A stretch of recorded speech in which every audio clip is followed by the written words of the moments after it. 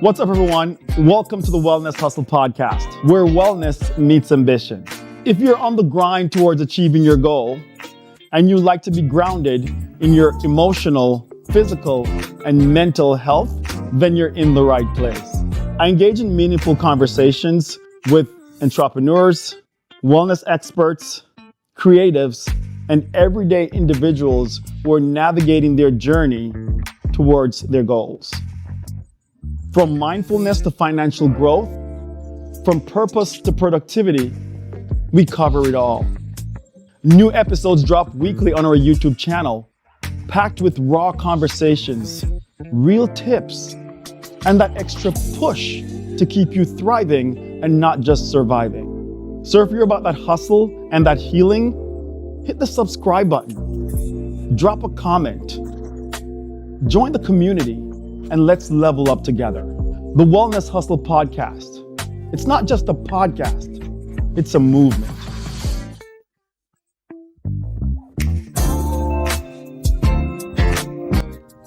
Hey guys, welcome back to the Wellness Hustle with your host, Dr. Neville Campbell. I'd like to thank you guys for following us, for subscribing, for supporting so far. I believe that you guys have demonstrated your interest. You've commented, you've shared sort of your impression on what we have been doing, and we see it and we appreciate it. But it doesn't stop here though. It gets better and better every recording session. I'm always at a point where I'm like, okay, I'm saving the best for last and this is the best yet. But I think I'm gonna honestly conclude that this will be the best yet. This will be the best yet. Folks, today, help me in welcoming Dr. David Orlando to the podcast. My guy. Welcome, Campbell, dude. Dr. Swag. Welcome. Dr. Swag, welcome. So, thank you. Very handsome fella, as you guys can see. Very well built. And we met not too long ago. I mean, we've seen each other on social media, and but not really met in person. But the minute I walked into the room, I think we were meeting at a restaurant not too far from here, Little Alley Steakhouse.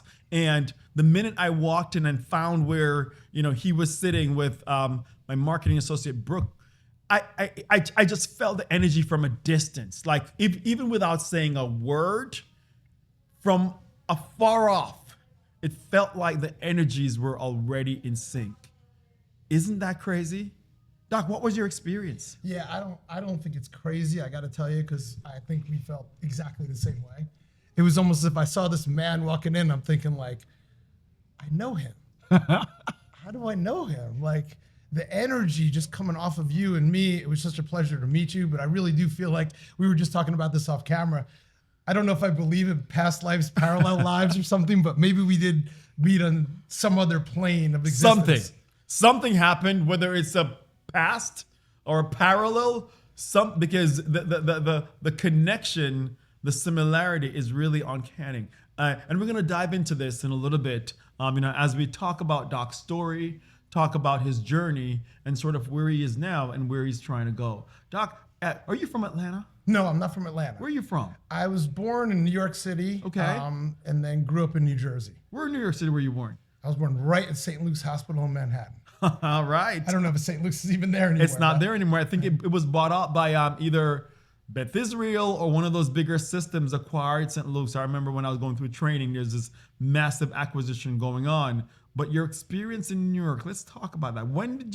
So for how long were you in New York? So I really wasn't in New York for very long. Okay. My parents wanted to get a little more country, so they went over the bridge. Okay. And went to Bergen County, Paramus. So I grew up most of my life there. Yeah. Most of my life there. So, and that's in New Jersey, right? That's in New Jersey. Gotcha. So you're a Jersey boy then. I'm a Jersey boy. You can tell from the hairstyle, guys. Yeah, right. And the swag, man. Come on now. About that. So your time as a child, did you always know that you would be a chiropractor or in business sort of like? No, I really didn't. What were your plans when you were younger? My plans when I was younger, I didn't have any plans. Yeah. So my dad was a hardworking guy, and he was a butcher. Yeah. He owned his own business. He never even graduated high school. Yeah. Just a hard worker. And I just assumed that that's probably what I would be doing. I really didn't have any real interest in doing much of anything else. Yeah. But a couple, things happened in my life that changed the course of my life. One in particular was when I was 15 years old, I was in a pretty bad car accident with a bunch of friends. I don't even remember the car accident to this day. I just remember waking up in the hospital. Wow. And we were playing football, and I don't remember, but somebody was racing. We got into this accident. So I couldn't play football that year.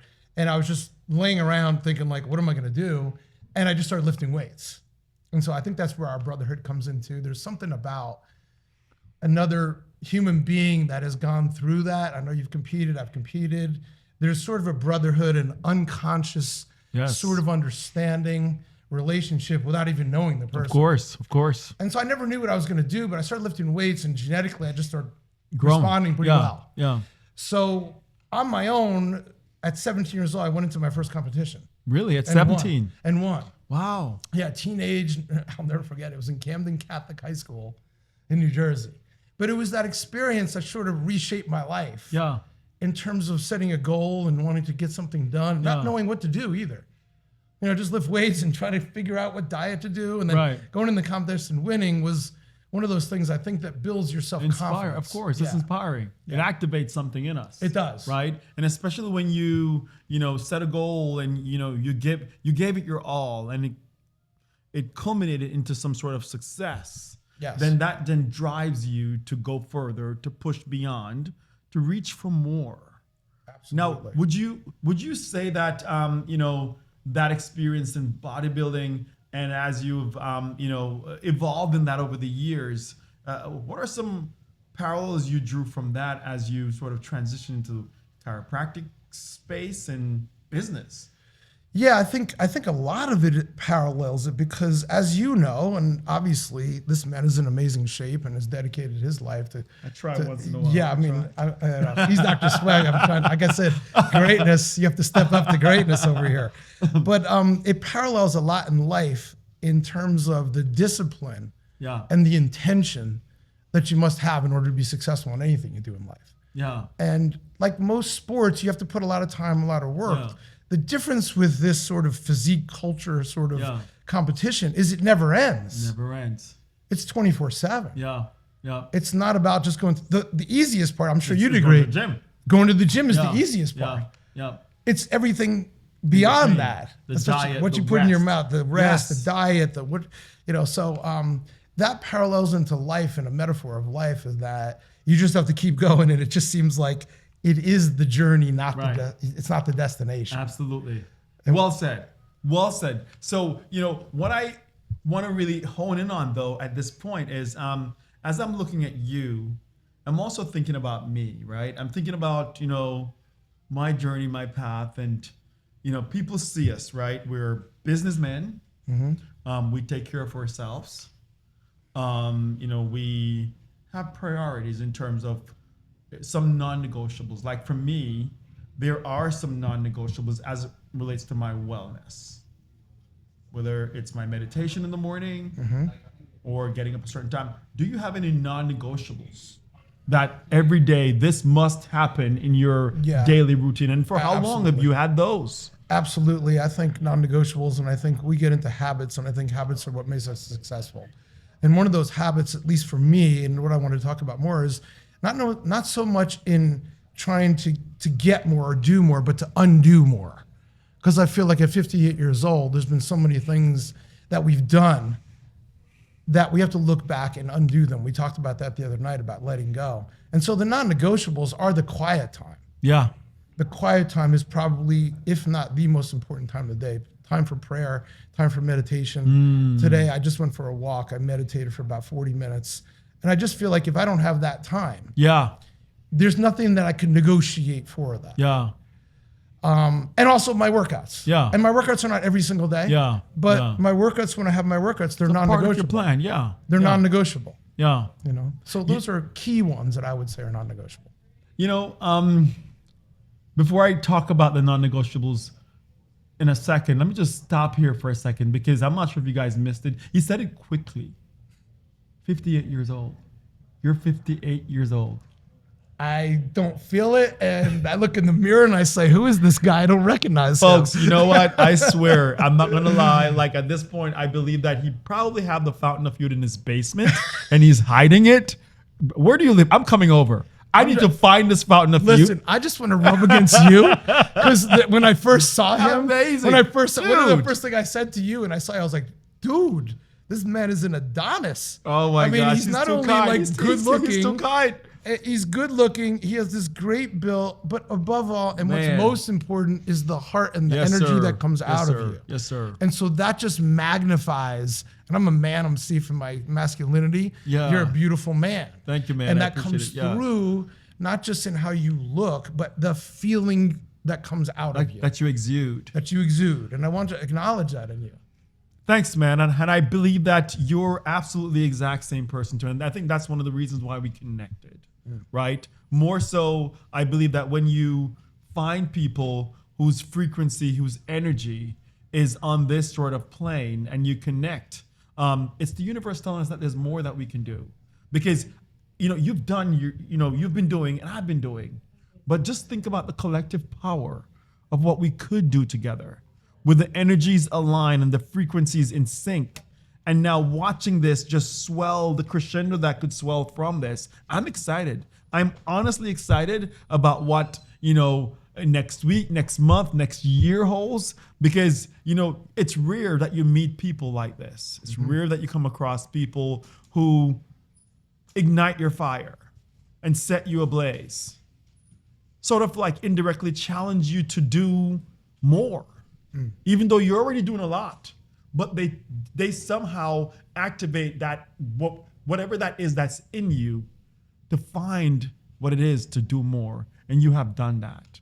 And I want to say thank you. Well, I want to say thank you because ever since I met you, you've been tops of my list talking to everybody. And I got to mention what you said that was so profound, which is so simple, but so profound.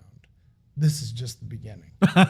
It really is. And I really when you believe said so. that, it was like, that just hit home. I really believe This so. is just man. the beginning. I believe so too. Yeah, I believe so. So tell me from a business standpoint, so you operate ATL Cracks. Yeah. Right? Tell me about business. ATL Cracks. I don't know how that came about, but that's a long story. We'll keep it brief. As Doc has already said, I'm 58, and a few years ago when COVID hit, I had these two practices. Everything were going relatively smoothly. I had two other chiropractors who were working for me. Everything was going great. I thought, oh, this is the way I want it to be. Yeah. And then COVID hit, everybody left. I had to get back into the grind. And I think in some ways God does that for a reason. Yeah. So I got back in the grind and I'm thinking like, what else am I gonna do? And everybody's doing this social media. And quite honestly, social media to me, as far as personally, I'm not a huge fan about it. Yeah. But for business, it's been unbelievably remarkable. And so they're like, oh, just do these videos. People wanna watch people getting cracked. And I thought, why? Like, if you're a mechanic, do you want to watch me do it fix like your car? fix To me, an engine? I've been doing it for 30 years. Like, why? But little did I know that there's a whole community of community that that's following. loves this stuff. So kind of blew up. That blew up. People come from all over the world to come see me. It's been a huge blessing. Yeah. Huge blessing. So that has kind of blown up my chiropractic practice in a lot of ways. Yeah. Do you have any interests? So people oftentimes say to me, Dr. Campbell, you do too much. You're doing the most. What are you? Are you a bodybuilder? Yes. Are you a doctor? Are you, an author? Like, what exactly are you? Do you get that? Yes, I think both of us in some ways we enjoy the thrill of the kill, so to speak. We just love to be like, our world is never sort of satisfied with just one thing. We always want to take on another challenge. That's what keeps us inspired. We talked about that. Yeah. That's what keeps us motivated and inspired, because once you climb a mountain, if you don't have another mountain to climb, you're going to tumble down that mountain. Of course. So we thrive on that. For what reason? I honestly don't know. I was talking to somebody the other day about this. I wish most people were like that, but most people don't seem to have that sort of drive or inspiration or motivation to go to the next level. So we were talking the other night at dinner. I said to my mom, I love to death, will tell me, you're just doing too much. Why do you do too much? And I said, that's just the way I live my life. Right. I wouldn't know it any other way. Right. It's interesting because I get this so often that now, initially I used to be disturbed by it. But now I've come to embrace that not everyone is going to be like me. I will not be everyone's cup of tea. But what I need to be is authentically me. Amen. And once I decided and found sort of my frequency a few years ago, and I started to living my frequency to its fullest, I realized that it's almost like I became magnetic. People were intrigued. They want to know more. They want to find out the why behind what is this energy I'm exuding. And honestly, I am content with who I am, what I am, and what I'm trying to do. Unapologetically. And I think once I discovered that that is my power, then it was a game changer. I think for some of us who has this ability of tackling multiple things at once and it becoming our fuel, that the fuel that drives us, it's unique because not many people have that. But what we will not do is to dim that light or dim that drive because people around us is concerned that we're doing too much. Respectfully, I've told my mom, and God bless, I love her. I've told my wife, God bless, I love her too. That I get it that you're concerned for me doing too much, doing the most. But if I stop doing the most, then who am I becoming? That's no longer me. And guess what? If I change the me that you guys have all come to fall in love with, then the product that you might have might be different. It might not be someone that you like anymore. You can't take away the supporting foundation, the beams from the building and expect the building to still be the same. People want to change what they don't like about a structure, about you, about a product. But what they need to understand is that if you change what you don't like and only keep the things that you like, the product that you end up with is an entirely different product. And you might not even like that at that point. So what's the sense? Be you. We have to be us. Man, I mean, I feel so much as when we first met that we could almost finish each other's sentences. When you're saying some of these things, the words are coming out of my mouth or in my mind, and they're coming out of your mouth. My God, that's amazing. It's amazing. But, I want to acknowledge a couple of things you said. And for my patients out there, I tell them all the time, our vibe attracts our tribe. Yes. And so my tribe doesn't attract everybody. Yeah. And I don't even want it to. No. And I'm wholly okay with that now. I don't know if I was okay with that years ago. I would think, well, just come into my tribe. Yeah. And now if you're not my tribe, if the vibe isn't the right vibe, then it's okay. It's okay. I love you and let you go. The other thing, which I think is really important for us to recognize, and I think I want to just observe what you were saying, is that I really believe that the only way we are truly fulfilled in life, all of us, this is all of us, is by growing and by giving back. Yes. I don't think anything else in the world really fulfills us. Yeah. And so we have this almost obsession with growing, both physically, mentally, emotionally, spiritually. It's a never-ending process, but we relish in that process. Of course. We don't look at it and say, this is too much. We look at it and go, bring it on. Yeah. We got this. What's the next? What's next? What's this is next? Only the beginning. So I'm listening to this and I'm like, so a buddy of mine recently, I was just having some casual conversations and we kind of delve into this space of, well, when is enough is enough? And it was a very profound question because we're talking about whether it's emotional pursuits or financial pursuits or educational pursuits, or whatever it is, when is enough? Enough. And as I pondered this question, he said, how would I know? And my response after I thought about it, I said, well, the mere fact that you're asking, that means that we're still good. Yeah. The mere fact that you're inquiring, that means you're still good. You're still on that quest. You're still trying to figure it out. If you continue to figure it out for the rest of your life, you are growing. The moment you stop asking that question,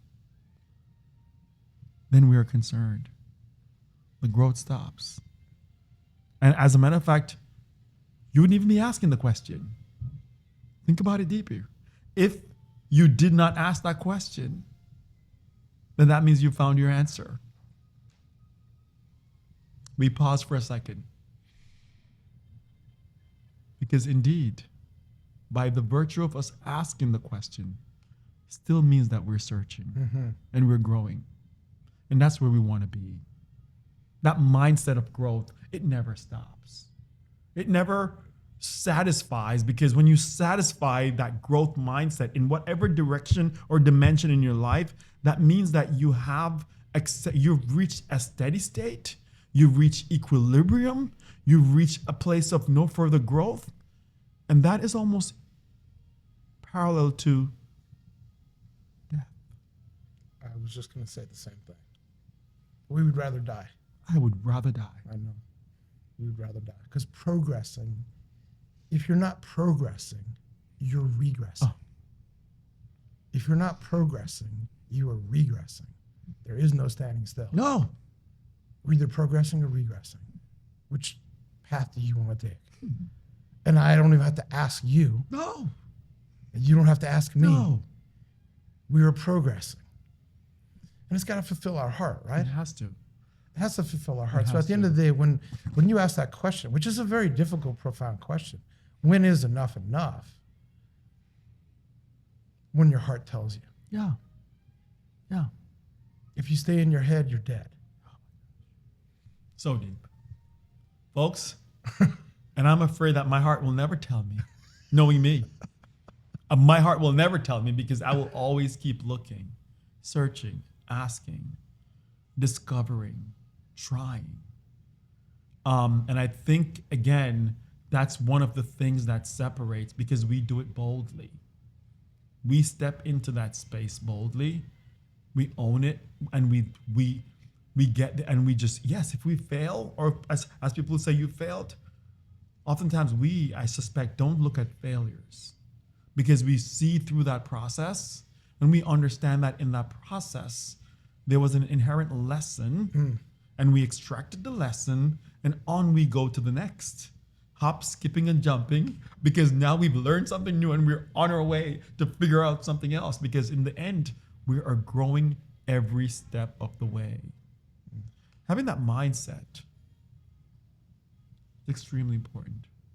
What is your daily self-care routine? Self-care routine?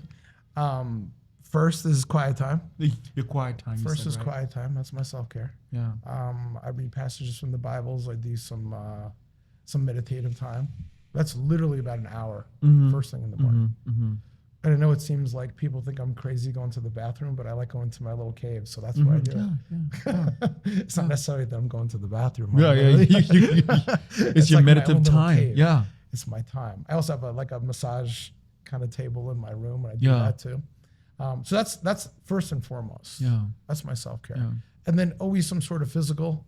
Yeah. Always sort of physical. So I think you have to look from each angle of what you're trying to improve.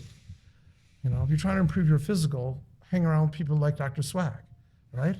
And more than that, but you know what I'm saying? People that, so. I agree.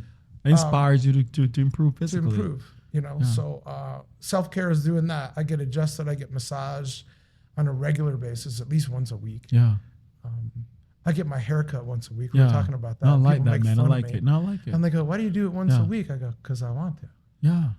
It's my self-care. Yeah. And it's my therapy lesson with my barber because we talk about more things than anyone else. Yeah. But it's like you said, it's an ongoing process. I want to just make one distinction that we talked about that I think we agree on. We talked the other day, and I said one of the things that I learned over the last few years, I'm still learning, is the old adage from Kenny Rogers: you have to know when to hold and know when to fold. And for the longest time in my life, I never wanted to fold because I thought, as you said, that would be a failure. But what I've come to realize is nothing in life is a failure. They're only losses that become lessons. Yes. There's no losses. There's only lessons. Yeah. Those losses become lessons. And so knowing when to fold is a really important thing. I always use this metaphor. If we were motivated and inspired, you and I right now, to go to California, and we start driving south, we could have all the motivation, all the inspiration, all the right intentions, but we're heading the wrong way. As you get older, you have to know that it's a time to fold and change direction. Pivot, yes. And pivot. So when you say how much is enough is enough is enough when it's not providing the result or the intention that you started out to be. Yeah. And as you get more and more mature in life, you realize that sometimes you have to fold with that strong-willed ego mind that I'm going to California when we're heading south. Yeah. And say, whoa, hold up, bro, we're going the wrong way. Yeah. I know you have all the intention and motivation in the world. One of the metaphors I always use, you ever see a fly hitting into a window? That fly has more motivation than any human being will ever have. Yeah. The fly doesn't recognize that the door right next to it is wide open. Mm-hmm. And it will keep going to the window until it dies. How much should we do that in our lives? Keep banging on that window, knowing I want to get outside, when all you have to do is take a step back and go, oh, the door is open right there. I can go right through. Right. So these are the things that I've learned to sort of evolve into. It's very hard to fold. It's very hard to say, hey, I'm giving up. I'm not necessarily giving up. I'm just pivoting to find a different way. Yeah, yeah. Wow. Folks, when I say that, I don't know what to say. I do not know what to say. That was so profound. Doc, you know what? I can't even add to or subtract from that. I think we had an amazing session. This is definitely to be continued. It's just the beginning. I believe we've just scratched the surface. It's just the beginning. Oh my goodness, folks. Oh my goodness. What a lesson. I'm even now just leaning back to reflect on this lesson because honestly, I've had a lot of those experiences. And just knowing that maybe it's time to take a step back. Reevaluate, and then continue on the journey. Wow. Doc, let's get together again, please. Anytime you call, I'm ready. This is this really is the beginning of something absolutely amazing. And I tell you guys, we talked just briefly offset of some plans, some developments, which I probably won't divulge now, but stay tuned. Mm-hmm. When there is divine alignment, when there is divine purpose, watch and see things work. But not just work, watch and see them explode. I believe there is a ticking bomb, and the explosion is going to blow your mind. Watch and see. Only time will tell. Doc, let's do this. Are you ready? I was born ready. So yeah. My guy. My guy. Thank you so much, man. Guy. I appreciate you coming on the show today. Appreciate you so much. Again, man. Please continue shining, continue pushing, continue doing, continue exuding that beautiful energy that you have. You too. We're working on we're bringing that to each other. I need it as much as you. I'm so glad you came into my life. Hopefully we can just keep pushing each other the way we're doing right now. Thank you, my guy. And then, you know what? I don't know, folks. Like I walked on set and I'm like, what? How did we even plan this? We didn't. The outfit is in sync. We didn't. I'm telling you. Hey, when greatness is around, I gotta step up. You know. When greatness is around, I gotta step up. I think destiny has us in favor, man. Let's just step into our purpose and make it happen. Amen, brother. Thanks again, my guy. Thank you. Thank you. Yes, sir.